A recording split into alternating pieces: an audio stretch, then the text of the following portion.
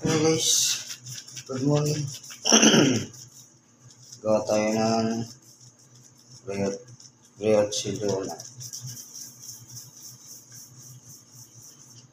Ganito ako magawa nito guys. Ito ay ginawa ko kahapon. Ito ilagay sa rep. Tapos ginawa ng umaga. Ito ginagawa ko ngayon. Nagtataka kayo guys, hindi ko ginaganon kasi napakadikit niya guys, napakalagkit.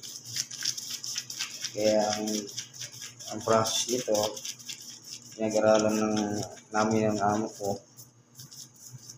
Ito po, stretch lock, tapos pilog sa kamay. Yan. Yan po, nire-rest pa.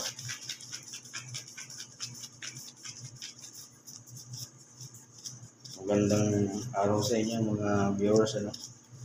Subscribe na kayo and follow na lang, share.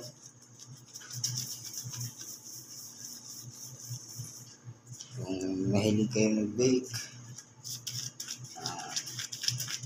comment below and PM my account. Ibibigay ko sa inyo ang tinta.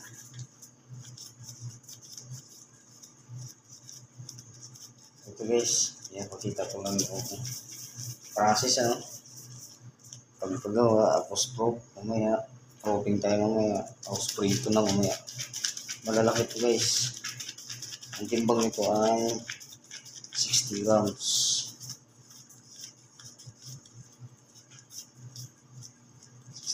Po ang timbang nito. Binibinta namin ito sa shop ng amo ko. 100 pesos ang isa. Malaki ito guys, ganyan kung manso. Tapos prito pa naman, lalagyan mo ng toppings. Yun lang guys, mapagpalang araw sa inyo. Salamat sa nanonood at susuporta pa lang. Ngayon pa lang po nagpasalamat ako sa inyo na maraming thank you sa lahat ng mga bakers o pastries. Patuloy lang tayo sa pangarap guys. Bilang isang Pilipino, taas noo sa ating kakayahan. Bye bye.